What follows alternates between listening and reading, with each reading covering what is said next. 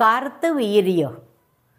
कार्तवीर्यार्जुनो नाम राजा बाहुः सहस्रवान् तस्य स्मरणमात्रेण गतं नष्टं च लभ्यते।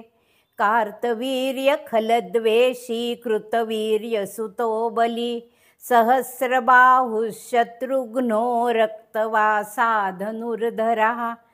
रक्तगन्धो रक्तमाल्यो राजा स्मर्तुरभीष्टदः। द्वादशैतानि नामानि कार्तवीर्यस्य यः पठेत् सम्पदस्तत्र जायन्ते जनस्तत्र वंशगतः। आनयस्त्याशु दूरस्थं क्षेमलाभयुतं प्रियं।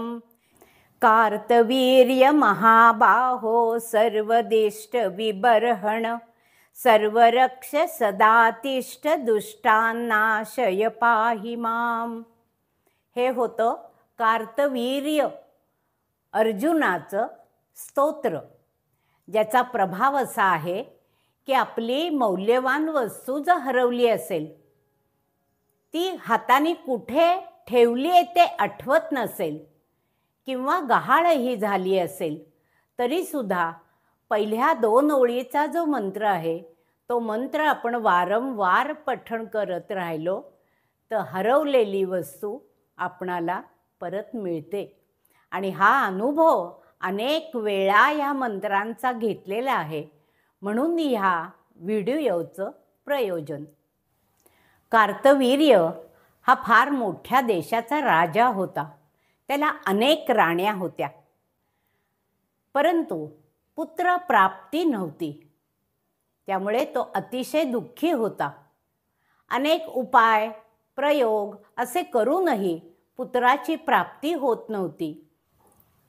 तेव्हा देवी अनसूयांनी त्यांना एक उपाय सांगितला. तो उपाय म्हणजे अधिक मासातील शुक्ल पक्षातील येणाऱ्या एकादशीला तुम्ही दोघांनीही उपवास करा. भगवान विष्णूची विधिवत पूजा करावी. षोडशोपचारे पूजा होताना एकाग्रता प्राप्त होईल आणि मग देव प्रसन्न झाला की तुम्हाला वर मागून घेता येईल. देवीने सांगितल्याप्रमाणे विष्णूची दोघांनी मिळून षोडशोपचार पूजा केली. खरंच विष्णू प्रसन्न झाला आणि वर माग म्हणाला. ह्या दोघांनी मिळून असा वर मागितला की आम्हाला पुत्रप्राप्ती व्हावी, सर्व गुण संपन्न अशा पुत्राची प्राप्ती व्हावी. तो अतिशय विनयी असावा आणि सर्वांना आदरणीयही व्हावा. कालांतराने त्यांना अपत्य प्राप्ती होते. त्याचे नाव अर्जुन असे ठेवले जाते. तो मोठा झाल्यावर दत्तभक्त होतो. दत्तात्रयांना तो प्रसन्न करून घेतो आणि दत्तात्रेयही त्याला वरदान देतात. बाळा, तुला काय हवंय ते तू मागून घे. तुझ्या उपासनेने मी प्रसन्न झालोय. सहस्र बाहूचं बळ मला मिळावं अशी मागणी तो करतो. आणि देव प्रसन्न झाल्यावर ते वरदान त्याला देतात. तेव्हापासून हा कार्तवीर्याचा पुत्र अर्जुन सहस्र बाहू म्हणून ओळखला जातो. या मंत्राची ही प्रचिती अनेक वेळा अनेक ठिकाणी घेतली जाते. मंत्र म्हण एखादी वस्तू मिळत नाहीये असं म्हटल्यानंतर आपण जर शांत बसलो, जेव्हा मधलं बोट हे कुंकवाच्या जागी लागतं तेव्हा तुम्हाला आज्ञा केंद्रातून आज्ञा मिळू लागतात आणि मंत्राचाही त्याच्याबरोबर उपयोग होतो. एकाग्रता येते आणि वस्तू कुठे ठेवली आहे हे क्षणात का होईना किंवा कालांतराने पण स्मरण येतं. तो मंत्र पुन्हा पुन्हा म्हणण्याचा हा स्तोत्र जरी 5 कडव्यांचा आहे तरी मंत्र 2 ओळीचाच प्रभावी मानला जातो.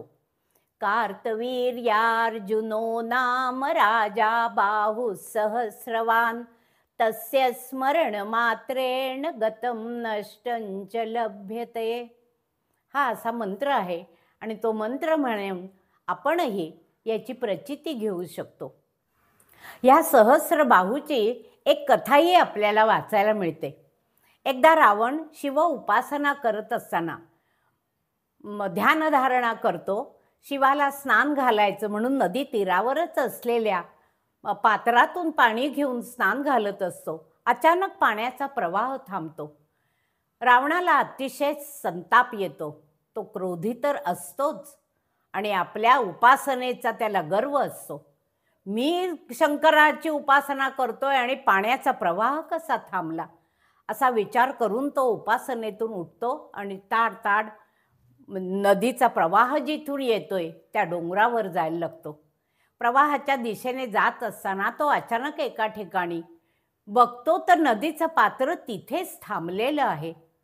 तो विचार करतो हे कशामुळे, आणि पुढे जरासं गेल्यानंतर हा सहस्रबाहू स्नान करण्यासाठी नदी पात्रात उतरलेला असतो.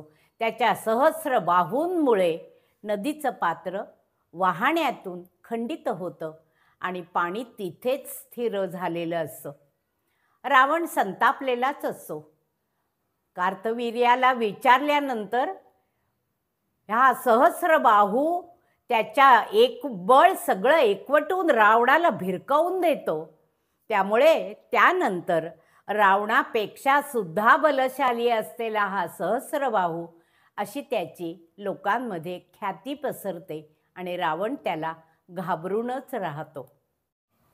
हा जसा व्हिडिओ छोटासा तुम्ही बघितलात तसे धर्म संस्कृतीत मान्य असलेले मंत्र स्तोत्र याचे विविध व्हिडिओज तुम्हाला ह्या चॅनलवरती बघायला मिळतील. हा व्हिडिओ तुम्ही स्मित चिंतन बोध या आपल्या चॅनलवर बघत होतात. सर्वांचं स्वागत करते आणि नव्याने बघत असाल जर व्हिडिओ तर सबस्क्राईब अवश्य करा.